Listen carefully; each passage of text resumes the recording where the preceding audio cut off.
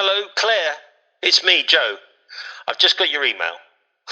Me do a podcast? What were you thinking? It's a horrible idea.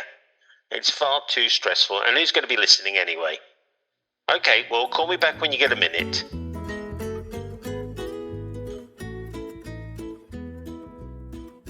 Hello, everybody out there in podcast land. This is Claire. We flipped the script a little bit today for this last episode of season 1 of Glimpses of the Blindingly Obvious, Gobbo for short. I'm Joe's podcast producer and I'm his content consultant. I'm usually the one behind the scenes, editing, planning, pushing, shoving, and encouraging Joe to create and publish this great show. We wanted to do something a little bit different for this last episode. I wanted to spotlight Joe a little bit and talk a little bit about why he has created this show, how it felt to record and distribute and get this show out there. In today's episode, you'll hear Joe express his gratitude and appreciation for the guests he's had in season 1. If you haven't listened to all of the episodes yet, I'd encourage you to go back and browse the titles. There are so many fascinating conversations. Joe and his guests have talked about many different topics, from psychological safety at work, mediating team conflict, leadership styles, emotions at work. Too many to list right now. But the context is always relevant to what's happening right now. And these complicated and often sensitive topics have been fascinating to listen to and have been consistently delivered in a way that's really accessible and enjoyable to listen to, just like a chin wag, a conversation that you're eavesdropping on. Now, here's the thing about Joe. He's not one to boast about his qualifications, even though they're quite impressive. His professional experience includes leadership development and employee engagement programs, culture shift initiatives, senior team effectiveness, and coaching top leaders from FTSE 300 companies. But as modest as he is, Joe's expertise doesn't stop at his resume. He's armed with a treasure trove of psychometric tools and feedback instruments, some of which I don't even know how to pronounce. He's even trained in transactional analysis and rational emotive behavior therapy methods for personal development coaching. In a nutshell, Joe Espana is a seasoned pro with a blend of academic achievements and real-world experience, making him a true authority in organizational development and leadership. The core of everything he does, including this podcast, is the belief that every enterprise is essentially a human enterprise, and he's on a mission to create great places for people to work. So grab a cuppa or whatever you're having yourself, get comfy, and let's dive into this conversation with Joe, the man who's all about the human side of making organizations thrive. So Joe, welcome to your own show. This is Gobbo. I'm speaking with Joe really Espana, the actual host. So Joe, we're coming to the end of season 1. It's been a roller coaster ride. We've had many interesting conversations. I say we. I've been the one listening in the background and editing them. I just wanted to ask you, as we come to the close of season 1, what was it like for you to do this? What are your thoughts? Oh, such a tough question. I mean, I have very mixed feelings about it all. It's been, if I think about the conversations I've had, it's been wonderful. I mean, my friends and colleagues who've participated and just got into a chin wag with me around stuff have really both helped me crystallize ideas, have generated new ideas in my mind, have, voluntarily shared their experience and knowledge and all the things they've been doing. It's been wonderful from that perspective. When I think about some of the specific episodes themselves, they've been great for other reasons because I'm just thinking about, I had a really fantastic laugh actually with Graham, which was episode 1. I remember that one. Yeah. We were chatting about 360 and Graham and I go back like donkeys. Well, actually, most of them we go back donkeys years, but Graham and I are like two old codgers in a pub. It was just such a great chat. I love Graham, but he, put across some really interesting thoughts about the use, the application, the sometimes the pitfalls around the idea of using 360 in organizations, because the idea is a good one, but Mm. then, making it happen sometimes can be a bit tricky. So he was just great. And then the other one that I really loved, there's two in particular. I loved them all, but standouts for me. The other ones were talking to my friend Gary. Again, we go back early 80s. That's how long I've known Gary. We used to work together in an airline.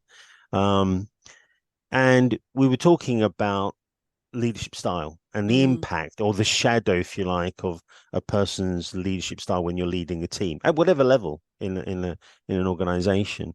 And it was really great, sort of just to refresh my thinking about the unconscious impact people have on each other. Even when with the very best of heart intent, you can easily screw stuff up. And it just made me think of all the massive mistakes I've made in my own career. So Gary was brilliant for thinking about leadership style. And then sort of in fact, let me think, it's that the last episode that's just been out with Pippa.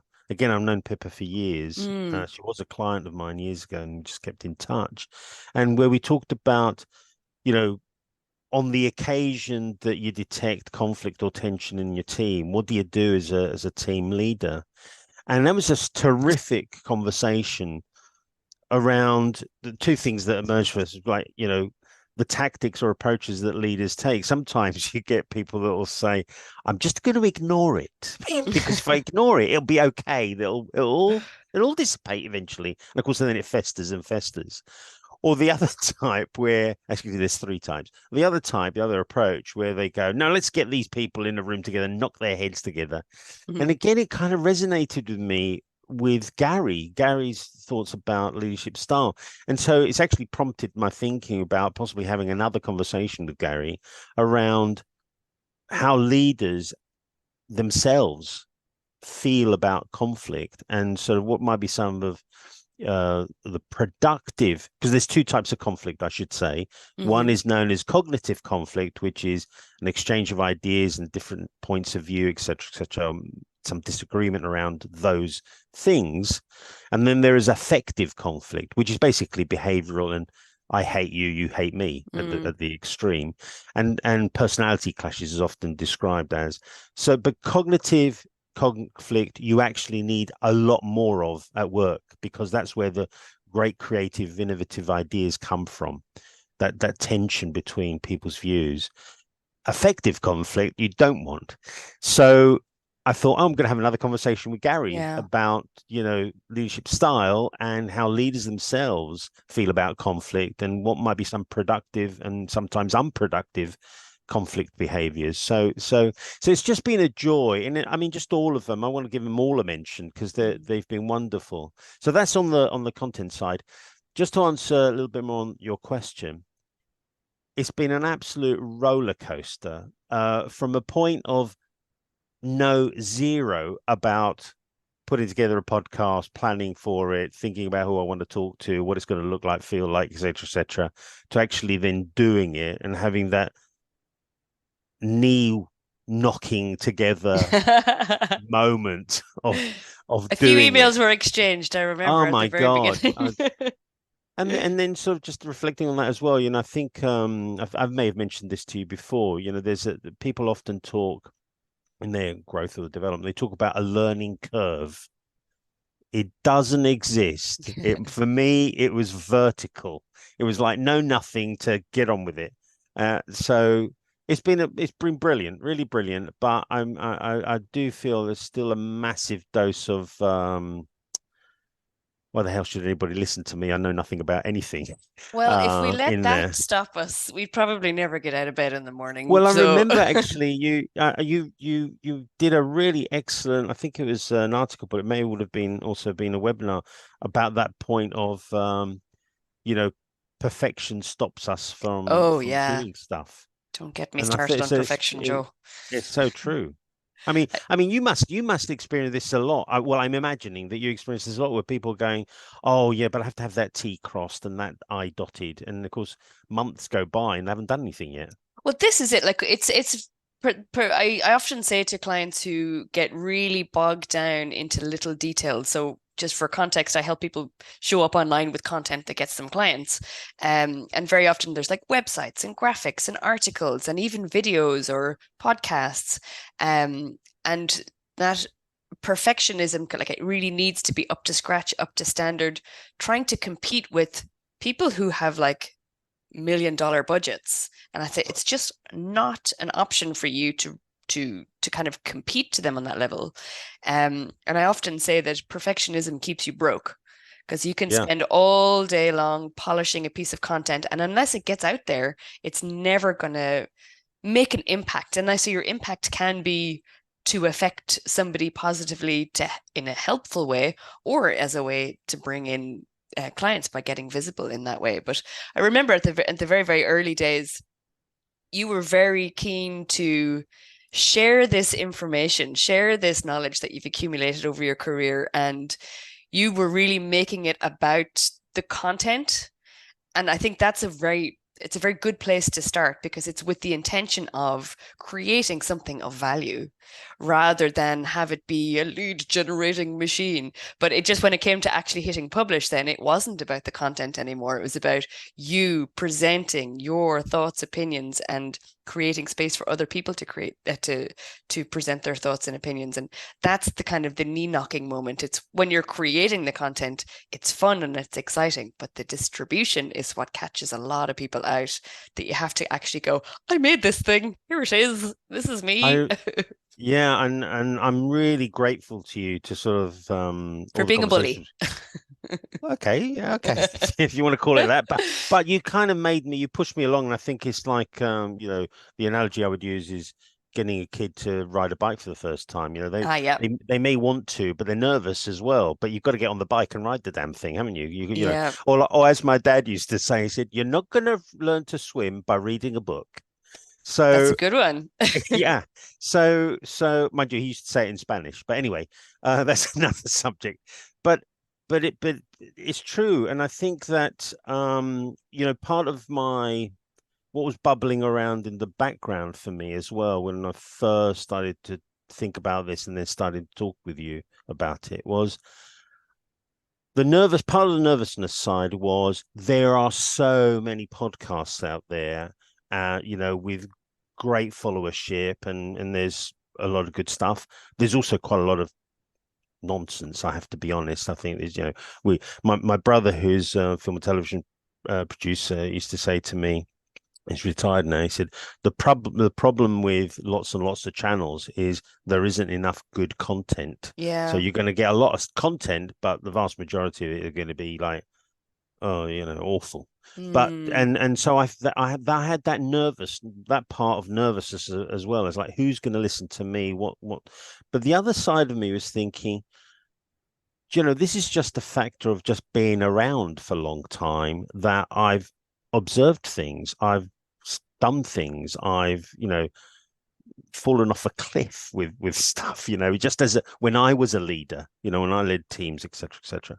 And I think there's something there that other people might resonate with them, that, Mm. oh yes, that happened to me. I absolutely, and I was trying to get that kind of feel for it as well. So talking it through with you, I think this idea of just get some stuff out there and hopefully it'll improve over time. But I think doing it is key. Just get on with it This is and then it. see. Because even the big successful podcasts, they all had a day one or an episode one that it might make them cringe. Um, but it's just that you can't know everything before you start, and it's by Yeah, starting and taking that wobbly first pedal on your bike and maybe falling over. yeah, That's how it actually just even starts. And I think that's relevant to, I think, a lot of the conversations that you had as well. And you talked about the guests that you had on, and it was a lovely vibe, that it did feel like a chin wag, and two people who like and respect each other and who have maybe not always the same views on things. coming together and even just approaching people. I'm making a podcast. This is something that I'm doing. Just it almost in a way holds you accountable to the fact that I said I was going to do this, and this is sending this email is one tiny step in the direction of doing that. And that's something that we did from very, very early in the process. It was just like, you don't have to commit to anything, just email a few people. And in a way, sneakily, you were kind of committing to it, tricking Oh, yourself into committing to it I by getting other totally people agree. involved. Yeah. I mean, I so agree with that point. I'll never forget when you sort of said to me, look, just sort of hunt around, see if there's anybody interested in doing it with you, and and Mm. you'll find that they will. And I remember moments where I've sent the email, it's gone, I can't do anything about it, and I've gone, oh my God, I've sent them an email to come on, be a guest on a podcast. On a podcast that doesn't exist yet. Yes, yes, and I think, oh my God, and you're absolutely right, which I think goes back to our original points today, is that you're never an individual is never going to grow, Mm. discover, um, enrich themselves by remaining standing still in one spot. You have to, even however uncomfortable Yeah. or whatever the discomfort might feel like for an individual, if they don't have that bit of frissons, Mm. I'm really nervous, nothing new is going to come out of it. Because even I'm a very, very strong believer that failing is also a massive development opportunity. It is. Because Yeah. as long as you reflect on it, because some people go, oh, I failed, I'm never doing that again, and that's parked. But you can go horribly wrong, or as you perceive it to go horribly wrong. But if you then reflect on it and go, okay, well, what's the insight, or what conclusions could I draw from it? Mm. That in itself is developmental. It's funny, isn't it? Yeah, Yeah. And it's kind of it's almost like I quite often have these conversations with my clients who struggle to show up online, because they feel like, oh my God, everybody from my next door neighbor to my ex-boyfriend is going to see me and it's going to be really embarrassing. And quite often when we're working together, maybe the leadership thing isn't exactly the same, but we work on a brand persona yeah, separate from you as an actual individual person who, but you know, warts and all, your flaws, your vulnerabilities. And this persona can be the thing that you can put out there. And it feels a little bit less scary to put a persona out there than just kind of going, this is me, love me, hate me, whatever. And there's always a kind of there's a fine balancing act between creating a brand persona as how you'd like to be perceived by people, but also have that be an authentic part of what you're presenting. And it can be quite exhausting to always go like, okay, to categorize and I think conceal is the wrong word, but to kind of downplay certain things, to kind of prioritize other yeah, aspects. And if it's in a like as a personal brand, as a personal like face of your business with a brand persona, it's a way of making it easier for to do your visibility and your showing up. But as a leader, it must be much more difficult because you're like in front of people day in, yeah. day out. It must be like much more demanding. It is very demanding. I always say to people, leading effectively, and the objective here, I always Mm. think, is not, was this year's budget fantastic and did you do amazingly well? It's actually, when people retire, were they pleased to have worked with you, and do they remember Yeah. you in that way, and that you together successful? That's kind of my values around leadership, and Mm. along the way you get business success as well. But I think it's an enormous challenge for anybody who thinks that the best leader in the world, because it's so multifaceted. Yeah. It's we talk about, particularly in a business context, which we talk about behavioral masks. So which mask am I Mm. wearing today? In when I'm with the very senior CEOs of some big multinational, who I'm presenting. But I want to talk about the other downside of that, and I'll just reveal a snippet. So I've had a bit of the last maybe 7 years would have been, particularly the first part of those last 7 years, were a bit of a roller coaster for me, and for all sorts of personal reasons, what I'm going to right now. But something that emerged for me, which really made me think, was I'm so invested in what I do Mm. that the challenge that has emerged for me is that what I do is who I am. Oh, yeah, that is and tricky. and Yeah. and that's a bit tricky because Mm. actually who I am is much greater than what I do. But I've over the years, and it's one of the, I suppose, one of the joys, but also one of the downsides of having done it for so long, or just for a factor of length of time, is Mm. that I've associated what I do as my personal identity, and warts and all. Yeah. And so, you know, I'm so engrossed in wanting to talk about organizational culture because I've lived it and shaping it. I'm so engrossed in talking about leadership because I've lived it, experienced it, worked with others around it. I'm so engrossed Mhm. with how teams work and what makes them glue together.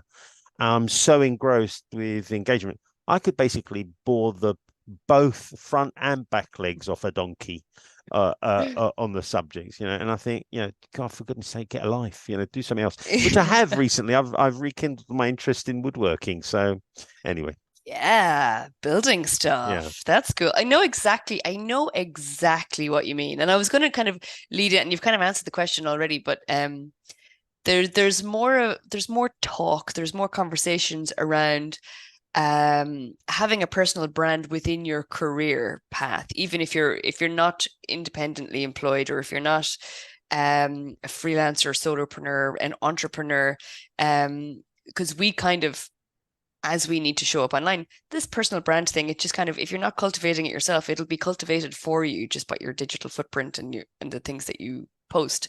But it's becoming more and more important to kind of cultivate that personal brand as a leader or as somebody in an organization. And I was kind of interested to hear your thoughts on it. But that's a big part of it, actually, that separation. My personal brand at work is I stand for this, my values are that.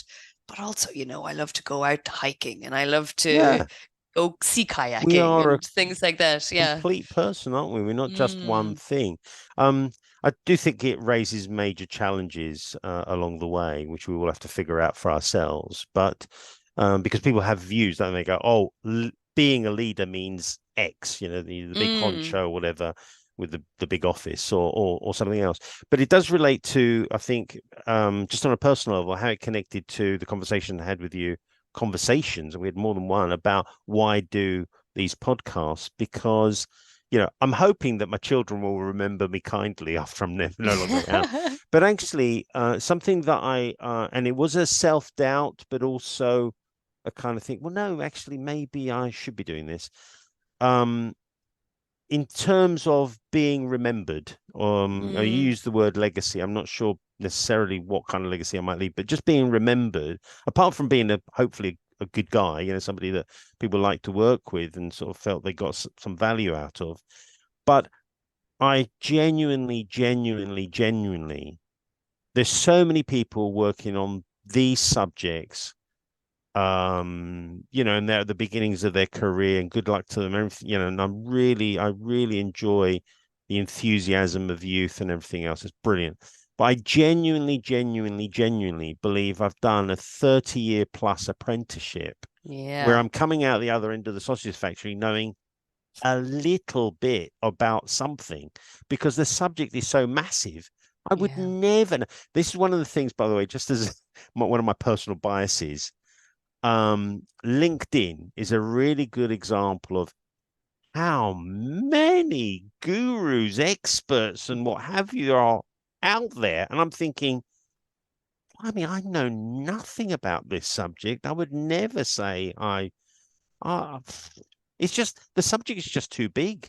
You It's can never, vast. you Yeah. can never, you get to a stage where you go, actually, I tell you who's really good as a writer on this, and he talks about the problem of knowing. is Adam Grant, the psychologist Adam Grant. Oh, yeah. And he talks, it's brilliant because he says one of the things that happens is that when you get into that mindset of, well, I know this, you cut yourself Yeah. out of the possibility of knowing something else, The or growth discuss. mindset is shut down. Yeah. Yeah. And yeah, and I would always say I know nothing, but I know a little bit, you know. Yeah. Oh, I'm going back to the kind of the legacy aspect of it. I remember in the early conversations about Gobbo, about this show, you were kind of you were not wanting to articulate the fact that you wanted to create something, or because you don't even like to talk about the PhDs that you have or the qualifications that No, you have. no. You're So just let's not that not. kind Can of we move on quickly? you're Thank not you. that braggy kind of person. But um I could I noticed in you this kind of desire to go, look, there's stuff here and it's all mulling around, and I have this really interwoven experience. But you don't like to show off and you don't like to brag, and which is why we suggested this format that we came to, that it's conversational and it's other people being chatted with. But I kind of pushed you in the direction of like seeing it as a piece of a legacy piece of content, because it kind of we kind of are more inclined to put our values into it in that way. It's like, well, this is Yeah. I'm going to make this, and it's going to be here, and it's going to stand to represent, not represent me entirely, but it'll be here for years and years to come. And other people can listen to it and react to it and love it or hate it. But the fact of just creating something, it's a ballsy move. It's not everybody who will have the guts or the courage to actually go ahead and put together a whole series of of things. And I know listening to your own voice is a Oh, challenge it's as horrible. well. um but I really I appreciated that about you, and I kind of I could hear from those early conversations we had about this show, because it wasn't even about the show then. It became a podcast idea with guests. The fact that you just wanted to share some of the lessons that you've learned, some of the kind of the light bulb moments, and how inspired you actually are by the work that you do. And sure, that's a lovely place to be. It's quite motivating to hear somebody's passion for work in that way. And I think the format that we ended up, it could have been any other format of content, and it still would have had these golden nuggets and these delightful moments to share with other people. But I think the podcast was it was a good move. Well, It I can suited. remember those conversations very precisely because one of the absolute tangible things that came out of it was the title for the show. Because Yeah. I was kind of thinking, could you have a title that goes, duh? You know what I mean? It's like, obviously. And then I kind of played with that, and eventually I came up with, glimpses of the blindingly obvious. Yeah. But I think that that's what happens at work very often. You're kind of like Yeah. so immersed in getting stuff done. And I mean, to be frank, everybody's so maxed out in, big corporates all the Mm. time that sometimes you miss the stuff that's right there in front of your Yep. nose. And so I absolutely remember those conversations I had with you, which led directly to the Gobbo show. In fact, I've Go had so show. many people say, you know, I might not necessarily like the show, but I love the title. Because yeah, how many shows are called Gobbo? What's Gobbo anyway? So I mean, it generated an idea. Yeah, I like Gobbo. In my mind, it's a little personality. It's like glimpses of the blindingly obvious. I think Gobbo, it's like reminds me of, I don't know, like, did you ever watch The Storyteller? It used to be this BBC show Oh no, I don't of, I think so. think John Hurt did the first season, but there was always these little magical characters who stood for some like message or lesson, life lesson. But like Gobbo is like in my mind is like this little magical creature.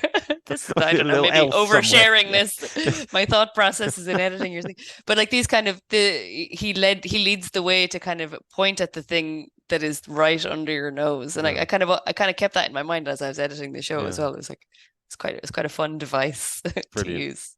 It has been a joy to edit this show, to get these industry insights that I would never have come across in any other way. It's been an absolute pleasure working with you, Joe, as somebody who's passionate about their work. Create space for other people's ideas, whether you agree with them or not. It's been a fabulous journey, and I can't wait to see what happens next. More to come, hopefully. Thanks for tuning in to Gobbo's season finale with Joe Espana and me, Claire Gallagher. To keep the conversation going, connect with Joe over on LinkedIn. You'll find that link in the show notes below. You can check out past episodes of Gobbo at performanceequations.co.uk/Gobbo. And just a final note, thanks to everyone who has followed along with season 1, who's shared and commented and engaged with the show. And of course, thanks to all of Joe's fantastic guests. If you'd like to hear about season 2, be sure to go over to performanceequations.co.uk and subscribe for updates to Gobbo. Thanks again.